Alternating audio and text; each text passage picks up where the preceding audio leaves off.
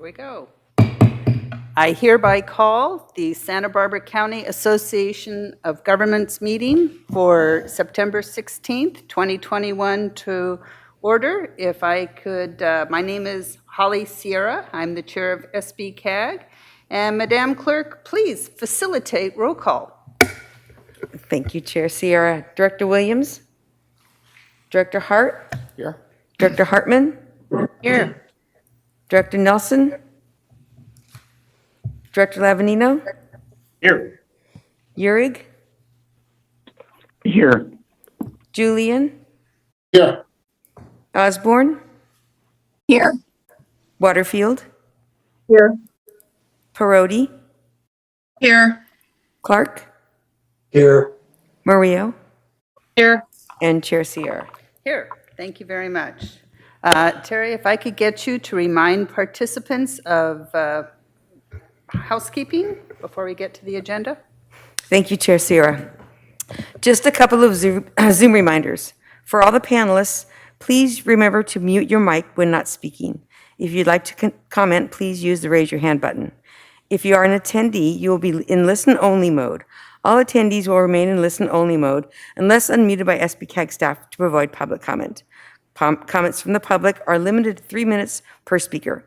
The public will not be able to share their video or screen. When public comment is called on for an agenda item, attendees may use the raise your hand button to express desire to provide public comment for that item, and you will be unmuted when it is your turn. Those calling in on the phone can dial *9 to raise your hand. Thank you, and those conclude my Zoom reminders. Thank you very much. And if everybody would please stand for the Pledge of Allegiance. Ready? Begin. I pledge allegiance to the flag of the United States of America and to the republic for which it stands, one nation, under God, indivisible, with liberty and justice for all. Thank you. Moving on to item 3, public comment. Clerk, is there any public comment? Anybody want to speak about any items not on the agenda? Chair Sierra, I've received no prior requests for public comment, and I see no attendees with hands raised. All righty, then I'm closing public comment. Moving on to item 4. It's our closed session item. Council, will you please read item 4 into the record? Chair and directors, today the board is agendized to discuss 2 items in closed session. Both items are conference with labor negotiators under Government Code 54957.6.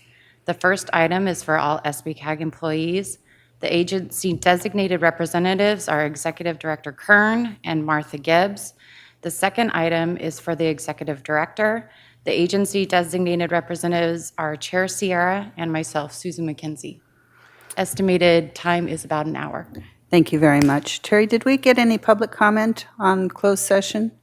Chair Sierra, we received no request for public comment. All righty, thank you. Then we are going to recess to closed session, please. So I just need to ask everybody to leave this meeting and then log into the closed session Zoom I sent you this morning.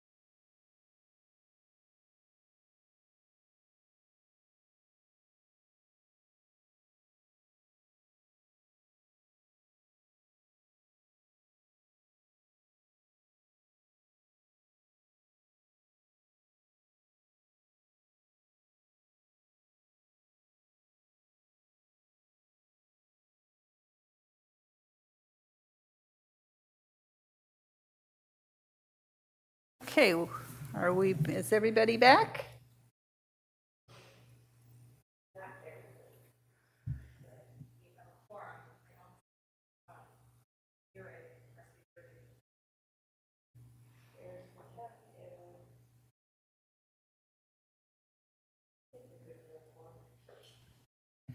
We can't hear. Okay, can you hear me now? Yes. Good. Boy, nobody's ever complained about not hearing me. All righty, we are back from closed session. I'd like to thank the directors for all the input and good questions. If I could get council to report. Chair and directors, today the board met in closed session for 2 items, both conference with labor negotiators. The first item was for all SBCAG employees. The second item was for the executive director. There are no reportable actions. Thank you very much. Okay, item 5 is approval of the consent calendar. Director Williams needs to recuse himself, but he's not here today, so that's easy. Are there any items that directors would like to pull from the consent calendar? I don't see any hands up, don't hear any voices. Is there any public comment on the consent calendar? Chair Sierra received no public comment. Okay. Board discussion or a motion? Kathy, or Director Maria? Sorry. Madam Chair, move the consent calendar. Thank you. Second. Thank you, Director Hart. Roll call? Director Williams? Hart? Aye. Hartman? Aye. Nelson? Levanino? Aye. Eurig? Julian? Aye. Osborne? Aye. Waterfield? Aye. Parodi? Clark? Murillo? Aye. And Chair Sierra. Aye. Director Eurig, we just voted on consent. Do you want to? I'm here. Okay, I. thank you. And Al Clark just said yes. Okay, thanks. Righty. Thank you, Director Eurig. Moving on to item 6. Madam Clerk, will you please read item 6 into the record? Thank you, Chair Sierra. Item 6 is the Measure A Citizens Oversight Committee. 6A, review the recommended nominees of the Ad hoc Committee of the SBCAG Board of Directors to appoint Carson Link to fill an at-large member vacancy on the Measure A Citizens Oversight Committee to a 4-year term beginning September 2021 to September 2025.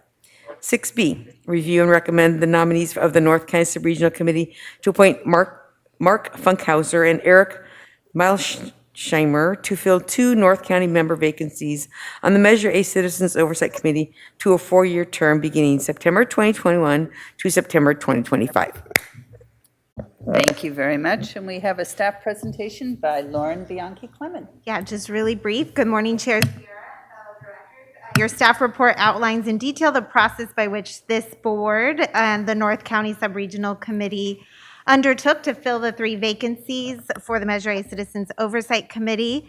So today, we are requesting 2 actions by your board to appoint Mark Funkhouser, Carson Link, and Eric Melsheimer to serve the 4-year terms that wasn't just recently announced.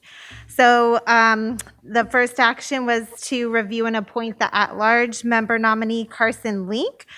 Carson Link stood out to the committee as a Lompoc native and a community advocate. Professionally, he serves as a district representative for Senator Monique Limon, focused on transportation-related issues, and is often traveling from Lompoc throughout Santa Barbara County.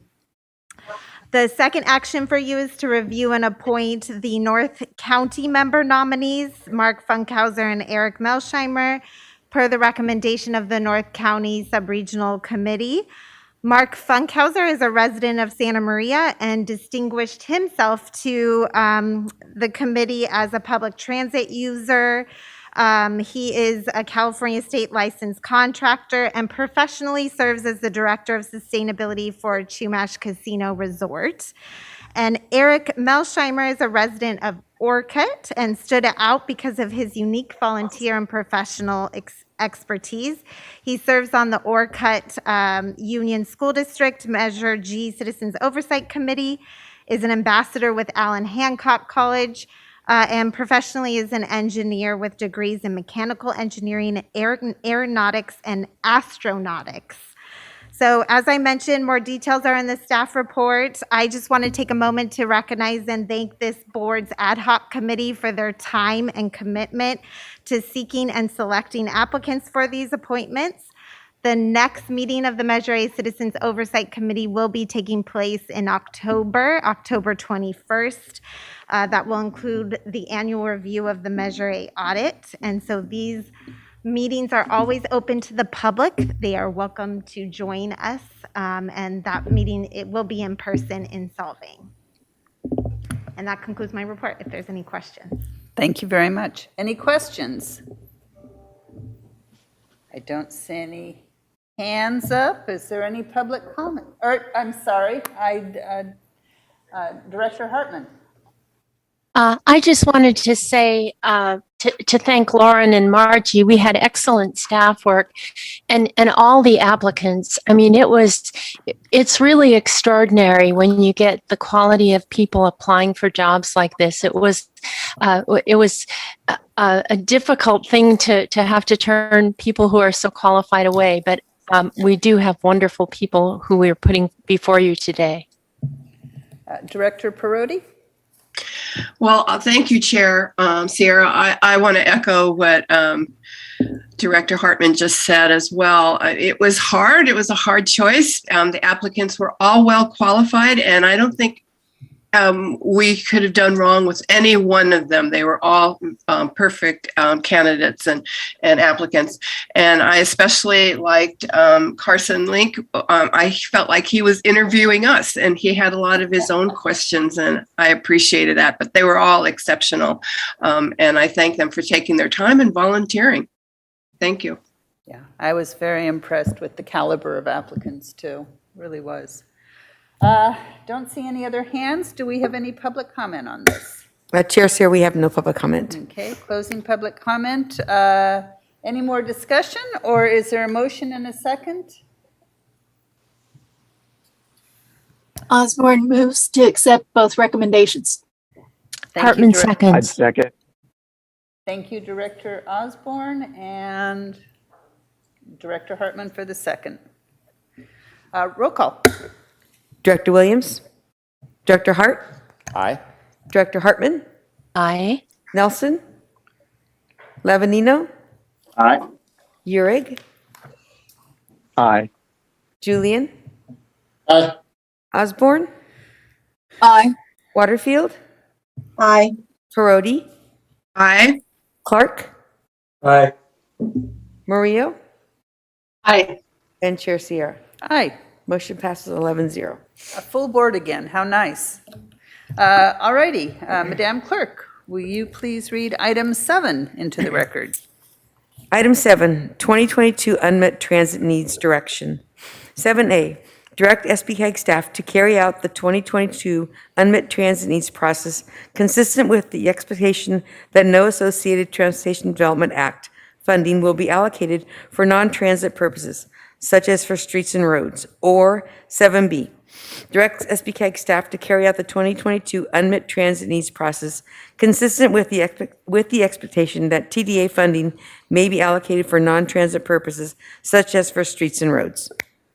Thank you very much. And our presentation is by Jared Carvalho. Great. Thank you, Chair Sierra. Good morning, directors. Jared Carvalho here, Transportation Planner in the Planning Division of SBCAG. This morning, staff is seeking your direction to carry out the 2022 Unmet Transit Needs process in one of two ways. I will read those to you now. We have option A, direct SBCAG staff to carry out the 2022 Unmet Transit Needs process consistent with the expectation that no Associated Transportation Development Act, or TDA, funding will be allocated for non-transit purposes, such as for streets and roads. Or option B, direct SBCAG staff to carry out the 2022 unmet transit needs process consistent with the expectation that TDA funding may be allocated for non-transit purposes, such as for streets and roads. So in short, option B would enable claiming of funds for streets and roads. Option A does not. We asked this question prior to beginning the process to gauge interest from any jurisdictions wishing to claim TDA LTF funds for streets and roads. There was no interest this year, and to seek board's approval. Receiving direction in advance defines the workload for staff, allowing to design the process more efficiently and to be able to communicate that with the public. Both options will have a full public outreach process consisting of at least one public hearing, a public comment period, and an online survey. Option A is the more streamlined process. This is the way staff has carried this process out in the last 2 cycles. Earlier this month, the Santa Barbara County Transit Advisory Committee, SBCTAC, and the Transportation Technical Advisory Committee, TTAC, both made recommendations in support of option A. Option B is the more traditional method.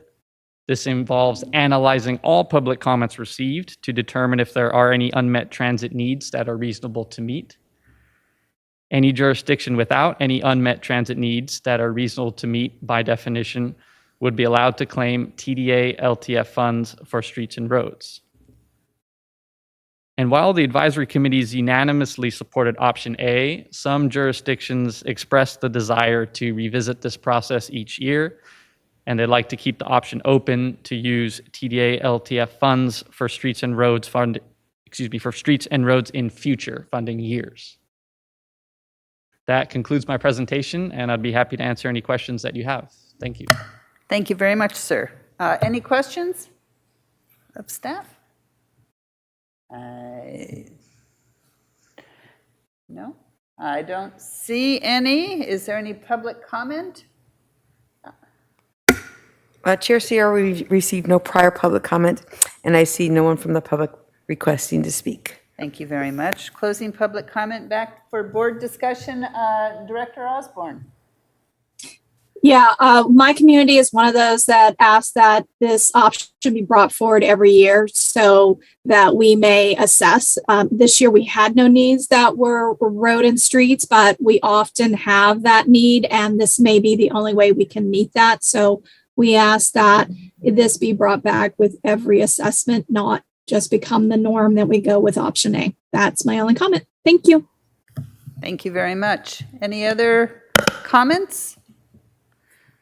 I don't see hands up. No discussion? Okay. Is there a motion out there? Madam Chair, Director just maybe I have a Hart? question for Director Osborne. Does recommendation A meet the City of Lompoc's needs? For this current year, yes. That's why for this current cycle, yes, that's why we agreed to it, but we wanted to make sure and of note that this always be revisited because in future years, it may not be. Thank you for that clarification, and I would move staff recommendation A. Thank you, Director Hart. I would Is there a second that. That was Uric Director with the Uric. second. Thank you. Roll call. Director Williams. Hart. Hartman. Aye. Nelson. Levanino. Aye. Uric. Aye. Julian. Aye. Osborne. Aye.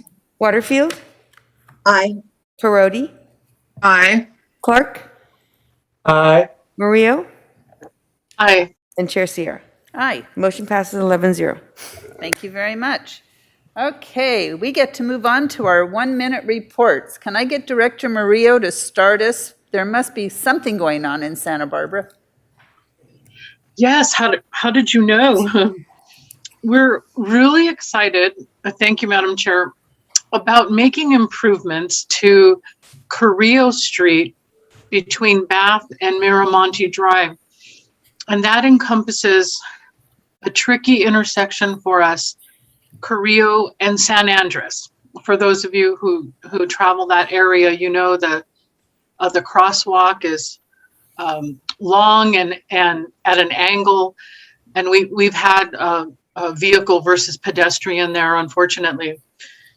So and then San Pasqual drops out right there too. Very awkward configuration at the where there's a freeway interchange, is 101 interchange as well. So I'm very happy after all these years. We have the funding and the design, and the community is really supportive of it. So that's just one really exciting and much waited for improvement along that stretch of Carrillo Street. Thank you, Madam Chair. Thank you very much. Let's see. Director Perotti, what's going on in Goleta? Well, thank you. You know I have something to say, Chair Sierra. I will be brief, though. We just put out a video on our Community Choice Energy, which 3CE will be joining the city of Goleta for our clean energy starting next month. And, we've been hearing a lot of chatter on social media with our residents just not understanding and had questions. So the city put out a video, and I'm in it, and Councilmember Councilmember Richards, and I'm hoping if you get a chance, check it out on our website. I'm hoping it answers some of the questions, and it really encourages people to, that they don't have to do anything, just and to please not opt out, to really come along with us. And it's good for the city, it's good for the state, and it's good for our planet. So hopefully it's well received. And that's all I have to say. Thank you. Let's see. I don't know if Director Osborne has news from Lompoc.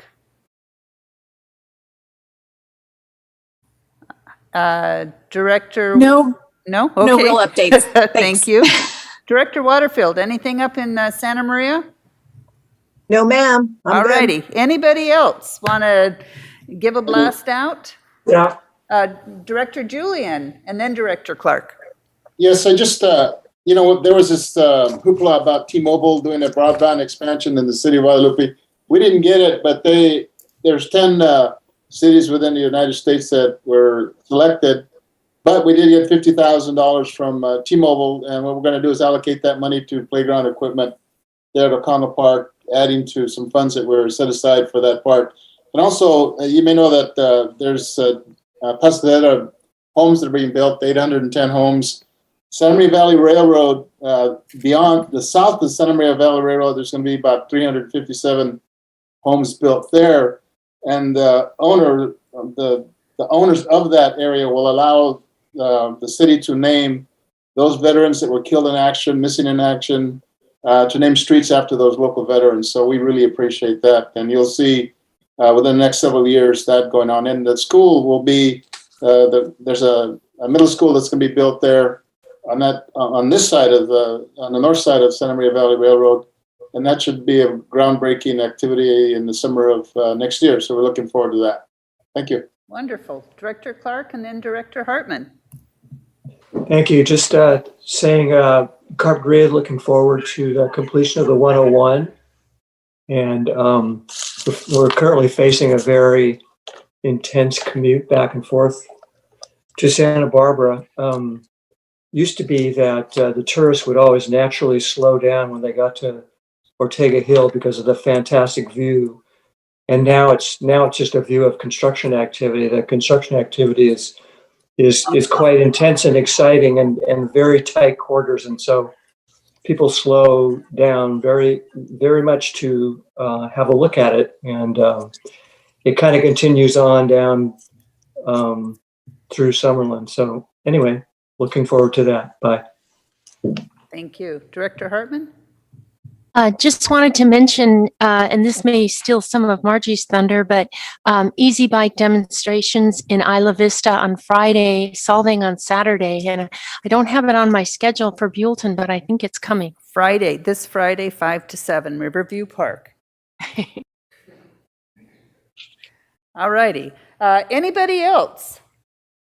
Director Hart, anything from you? Not today. Okay, then we are moving on to our Executive Director's Report. Margie. Great, thank you, Madam Chairperson.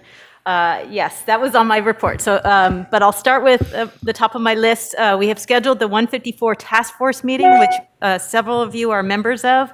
That will happen on September 29th at 5:30. This is a virtual meeting and it's a public meeting, so anybody who would like to attend can attend that meeting. The Broadband Ad Hoc Committee met and decided to have another meeting to discuss next steps. And that meeting will be held on Monday, September 20th at 9 a.m., and that will be also a virtual meeting. And Director Sierra will be participating in the first federal legislative day for the Central Coast Coalition on September 30th. Don Gilchrist will be with Walters and Associates, will be helping us facilitate the meetings and all the logistics of that day. So we're looking forward to that. And then this is new information. Beginning October 1st, the Clean Air Express will offer service to UCSB from Lompoc and Buellton, and also have an easy transfer for those commuters from Santa Maria. So we were able to adjust, now that we're bringing service back online, we're able to adjust one of our services, and we're trying to see if we have more ridership on that route by connecting to Buellton. So crossing our fingers there. And then, yes, last on my list was the Easy Bike pop-ups. IV is September 17th, and I think that's during the day. Buellton is in the evenings at the Buellton River View Park on September 17th, and then the Solvang at the Cork Hotel on September 18th. So we have a busy weekend with the Easy Bikes, but we're getting them out there and getting people to try them out and hopefully adopt a new way of commuting or traveling in our area. So that's it, and thank you very much. Thank you very much. Caltrans, Mr. Eads, you're up. I had a question, if I may, Madam Chair. I'm sorry, go ahead, please. Some of you may know that the county has instituted a COVID vaccine requirement for vaccine or testing. Some of the research recently shows that people are most likely to get a vaccine if a family member has done it, if a trusted messenger brings the message forward, or it's a requirement at their workplace. So I just wondered, what is SBCAG's policy? Our current policy is that we're following the policy that is in place in the Santa Barbara County. All employees have to wear masks while they're in the office. Prior to that mask requirement, you had to show a verification of vaccination if you did not want to wear a mask in the office. So the majority of our employees are vaccinated, but not all. I guess that raises the question of whether we'd like that to come back for further discussion. Staff would be happy to bring that back to the board if requested. Please. So I feel like I'm getting direction from our chair that we'll bring that back to the board in October for direction. Thank you. Okay. Thank you, Director Thank you. Hartman. Okay, anybody else? Mr. Eads, please, go ahead. All right. Good morning, Madam Chair and members of the board. Scott Eads here again for Caltrans, Deputy District Director for Transportation Planning. I got a few things to update the board on this morning. One, they're both Caltrans related items. The first is announcement of the Caltrans Sustainable Transportation Planning Grants. These are an annual grant program that Caltrans hosts. It's broken into two subcategories. The first is strategic partnerships and transit. The second is sustainable communities. Both of them are focused on either transit focused or planning related efforts to help address statewide, interregional, and regional transportation deficiencies focused around the state highway system and the interface with the local system. And many of these are intended to be in partnership with Caltrans. So we're happy to work with local jurisdictions if they're eager to submit or interested in submitting some of these grants. SBCAG has been successful in the past on these. There's about $34 million available statewide. It was the call for projects was announced on September 7th. We actually held a grant workshop, virtual workshop yesterday for District 5. Some key milestones to be aware of upcoming. October 27th is when the applications are due, and the announcements are expected in the spring of next year. And if it's okay if I post stuff in the chat, after these announcements, I'll try to post the link to the grant, the Sustainable Planning Grant information online. Second thing that I wanted to highlight is a little bit more information about Clean California. I know we've talked about this at previous meetings, and we'll probably continue to give updates on this because there's a lot happening here. First, I want to talk about trash removal. As we know, this is an ongoing issue, not only on state highways, but also in public spaces throughout California. Specific to the state highway system, though, however, in 2020, Caltrans removed 267,000 cubic yards of trash. That's enough to fill 18,000 garbage trucks. And we aim with Clean California to remove an additional 1.2 million cubic yards, or 21,000 tons of trash on the state highway system alone.